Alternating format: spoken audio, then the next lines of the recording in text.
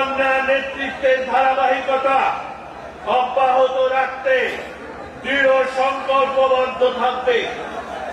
সেই লক্ষ্যে রাজনৈতিকভাবে আমাদের রাজপথে, মাঠে, ময়দানে সক্রিয় থাকতে হবে। সর্বোপরি জনগণের পাশে থাকার কাজ অব্যাহত রাখতে হবে এবং যে কোনো ষড়যন্ত্র মোকাবেলায় সর্বোচ্চ ত্যাগ স্বীকার করতেও প্রস্তুত থাকতে হবে।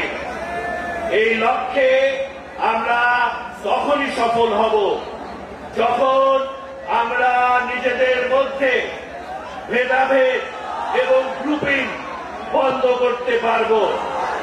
বর্তমান কঠিন বাস্তবতায় নিজেদের মধ্যে ভেদাভেদ এবং গ্রুপিং আমাদের সবচেয়ে বেশি